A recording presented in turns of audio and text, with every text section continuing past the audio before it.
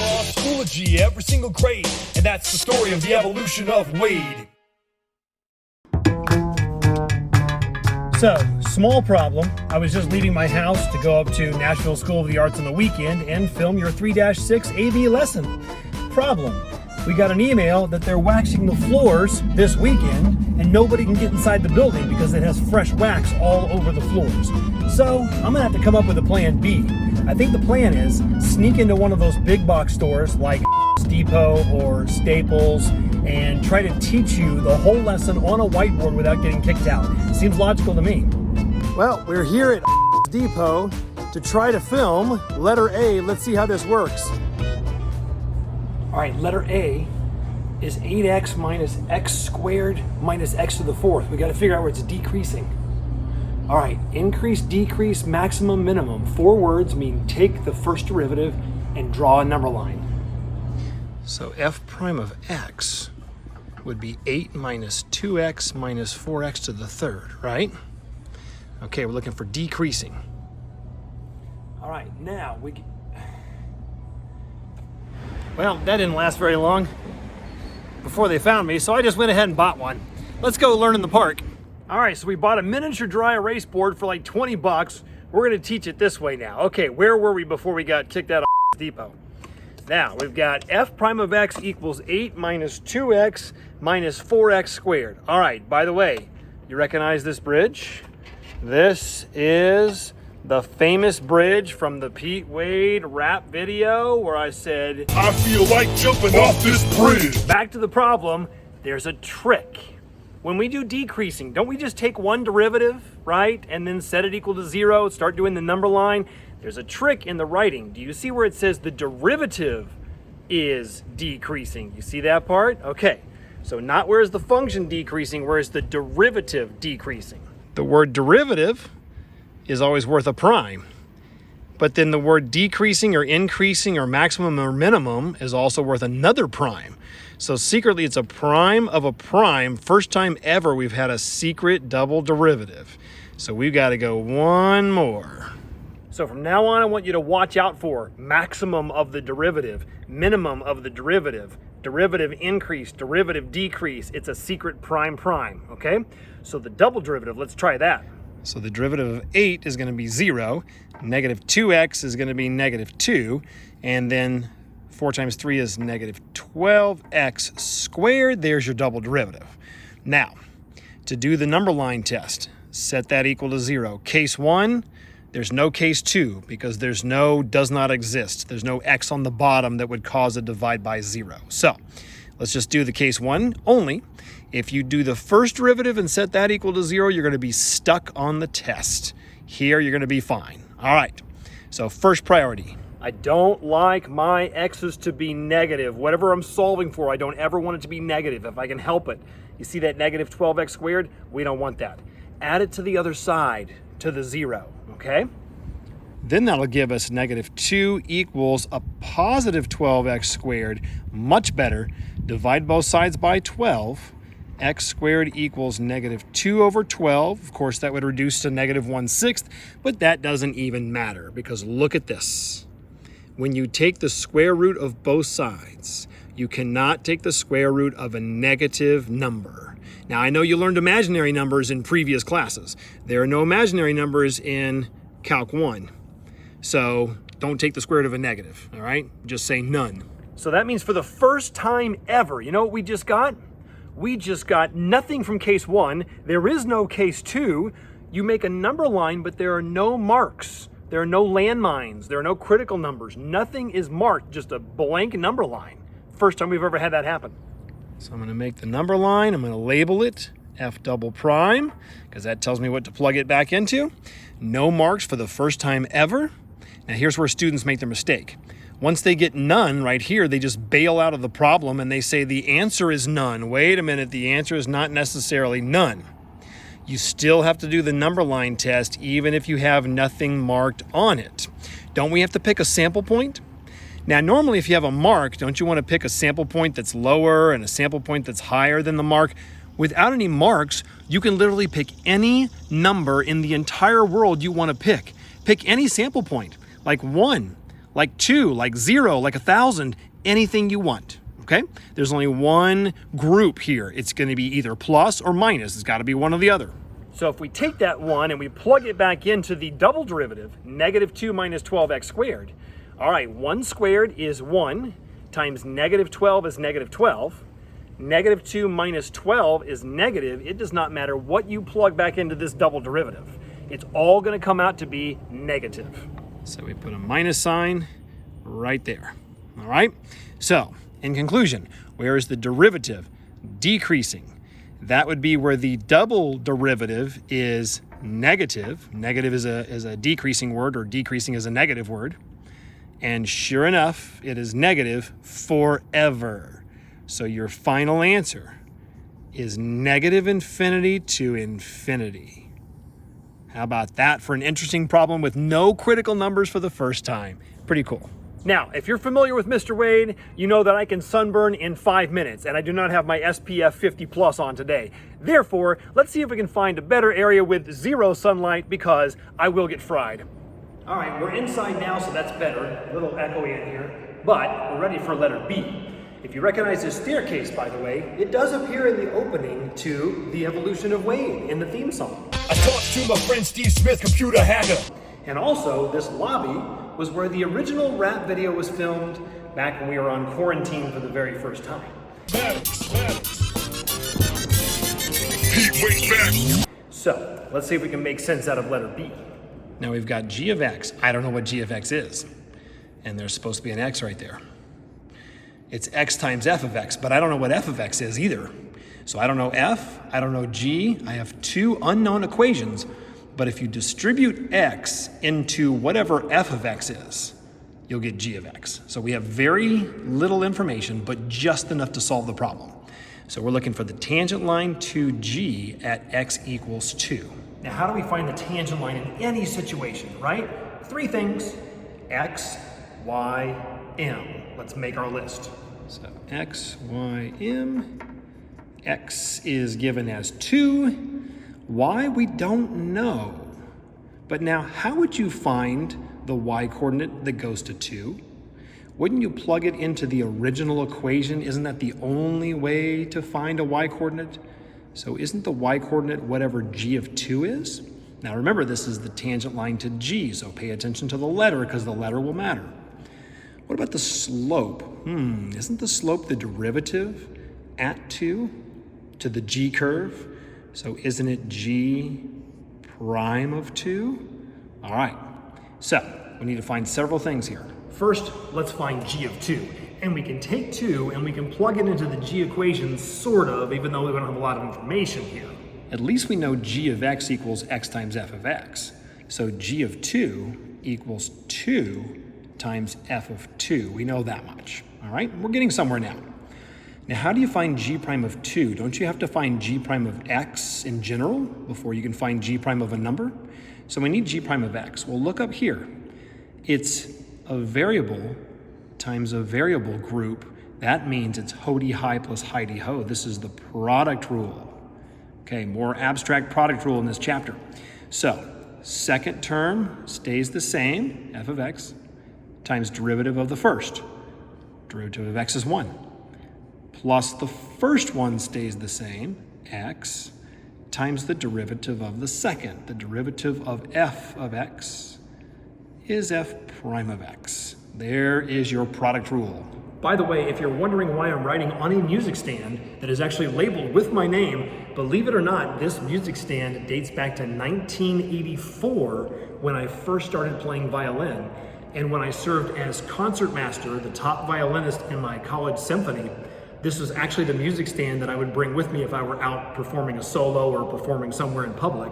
So this music stand has a lot of history to it and goes way back. What better way to teach kids at an art school than to teach you on my old music stand, right? I mean, come on. So let's take 2 and figure out what g prime of 2 is. So g prime of 2 is going to be to put 2 in for all the x's. So we would get f of 2, we'll drop the 1, plus 2 times f prime of 2. All right, now we're getting somewhere. Now you might notice though, We've got x. We don't quite have a number for y, and we definitely don't have a number for m, for the slope. If you start to notice this, we kind of need to figure out the mystery. What is f of 2?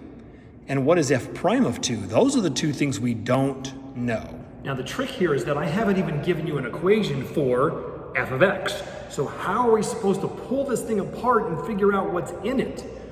Well, I did give you a tangent line to the f curve, and all the information is hidden inside there. So a very good calculus student will look at that tangent line and be able to extract the information out of it. So y equals 3x plus 1 is tangent to f. All right, let's say we have a curve, f, and let's say we have a tangent line right up against it here. At what place? Didn't it say at 2? So at 2, comma, we have no idea, do we? All right, first of all, this y-coordinate right here is going to be f of 2, isn't it? Isn't f of 2 the y-coordinate at 2 on the f curve? So we need to figure out this y-coordinate. We also need to figure out the slope of this line, because the slope of this line is going to be f prime of 2. And the y-coordinate is going to be f of 2. All right. So how do we find f of 2? Take 2, plug it into the equation for f. I didn't give you an equation for f. But wait a minute. I did give you the tangent line. Is that point of tangency at 2 on the curve? Yes, but we don't know the equation of the curve. I just drew a random parabola. But isn't that point also on the line? Yes, it is. It's the one point that the line and the curve f have in common. Couldn't I sneak 2 into the equation of the line, only for this one point, and get the y-coordinate on the line, which is also the y-coordinate on the curve at the same time? So take 2, sneak it into the line, and it's just like plugging it into f, only for that one point. 3 times 2 is 6, plus 1 is 7. The point of tangency is 2, 7 if you use the clues, okay? So f of 2 is now going to officially be 7. So everywhere I see f of 2, I can change it into a 7. Isn't that sneaky? But I still need f prime of 2, don't I? F prime of 2. Now see, this is where a good calculus student realizes what that is. F prime of 2, isn't f prime the slope of f at 2?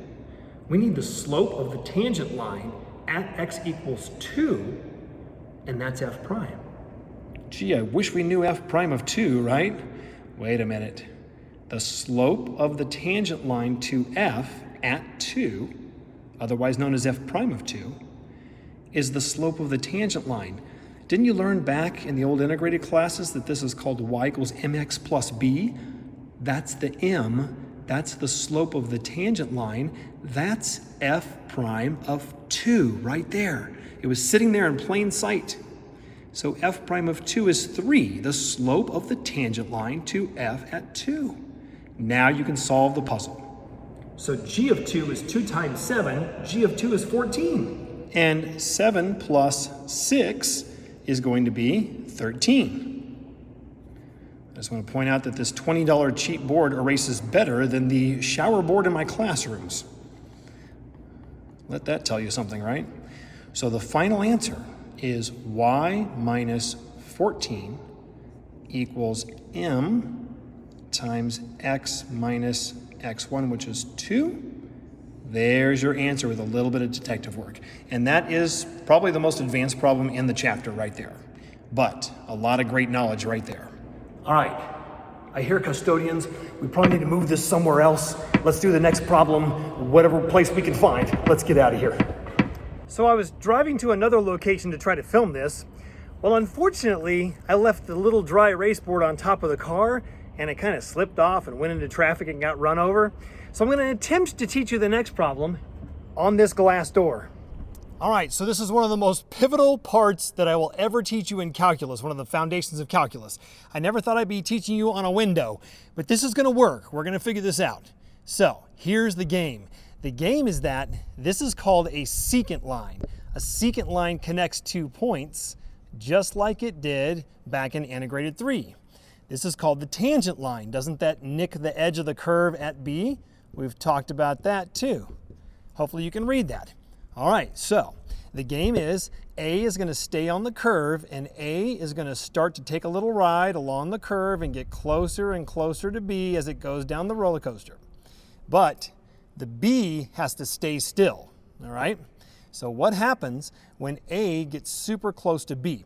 Is the secant line parallel to the tangent line? Are these the same slope right now? Not even close.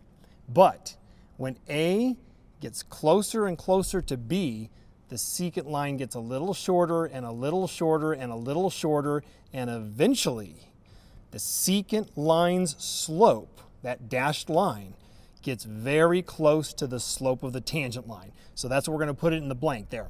Secant slope, let's say, approaches with an arrow like the old N behavior in integrated 3, approaches tangent slope.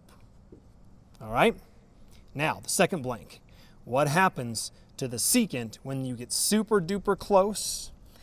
The tangent slope and the secant slope start to resemble each other. But what is the tangent slope? The tangent slope is the derivative, right? So the second blank, the secant slope is approximately the tangent slope, which we call f prime of, what's the point of tangency? Well, 3 is the x of tangency, f prime of 3. So the secant slope is a very close approximation for the actual derivative, i.e. tangent slope, as long as you can get A and B microscopically close to each other and very, very close. One of the foundations of calculus right there. Now, let's do the next problem based on that. Well, I was about to get another sunburn, so I had to move to a final location, but hey, I broke down, I went back to Depot, and I bought another miniature whiteboard to replace the other one that got crushed in traffic. So, let's go to our final location, and it's a little iconic if you watch, the Professor Pete show, The Evolution of Wade. It's the world headquarters of Tractor Supply Company. It's the location of the iconic crosswalk from the Evolution of Wade opening. How about that? So we're going to teach the problem right here, except we're going to do it over here in the shade, away from the famous crosswalk, because I'm going to get burned otherwise, right? All right, our final problem. Let's do a close-up of this view here. Now, we've got a function, f of x. We don't know what it looks like. We have no idea what this graph looks like. But we do have 4 coordinates of the infinite coordinates that lie on that curve. All right, so what does it want us to do? It wants us to estimate or approximate f prime of 3. Now, shouldn't we take the derivative of f and stuff in the 3? But I didn't give you a function for f of x. So what are you supposed to take the derivative of? There's nothing there, right? So how do we find f prime of 3? Well, you can't find it. But how do we estimate it? All right, let's think about that last problem I taught you on glass. Big topic in calculus, right? As the secant line shrinks and gets smaller and smaller and smaller, its slope becomes the tangent slope, or very, very close. So the secant is becoming the tangent, the secant slope is becoming the derivative. Same thing here. Let's do a secant slope between 2 points. How do you do a secant slope? Middle school, y2 minus y1 over x2 minus x1. You don't actually do a derivative. It's a middle school level problem. So where's 3? Wouldn't that be the point 3 comma 1.352? Remember the previous picture in your notes, right? That's a coordinate. That's the point of tangency. Now, don't we have to get as close as we can possibly get to do a really good secant slope estimation here? So look at this. You wouldn't pick this coordinate and this one way over here. Pick one of the neighboring ones. It doesn't matter which one you pick. And of course, we always set this up where you get the same answer either side you pick. So just pick one. Let's go ahead and pick this. I'll pick this side, okay? So if you do the slope between these 2 coordinates, that's a secant slope. But isn't it going to be super close together and resemble the tangent slope very closely, okay? Because look, isn't this point 001 between these x values? You see how close they are? That's the whole point, they're close together, okay? So now y2 minus y1 over x2 minus x1 to do the slope, right? So let's just say m equals fraction bar. We'll call this y2 here, so 1.352 minus y1, 1.582 over 3 minus 2.999. You can see how close the two x values are right there. Very, very close together.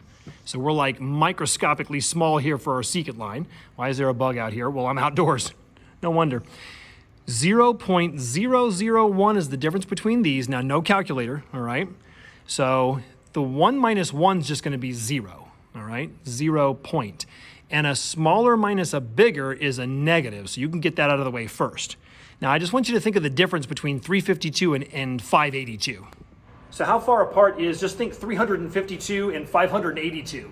So isn't the difference between those 230? So it's 0.230, and then that's it. You can do all that in your head without a calculator, because you have to. Then it's time for an old favorite game from integrated 3 called Scoot. You can't leave a decimal in a fraction, much less 2 decimals in a fraction. But we can do 1, 2, 3, 1, 2, 3, and you get negative 230 over 1, which is negative 230 once you scoot the decimals. As long as you scoot them the same number of places, top and bottom, you can get away with it. Final answer, negative 230. And that's what I call calculus on the run. Go do your homework.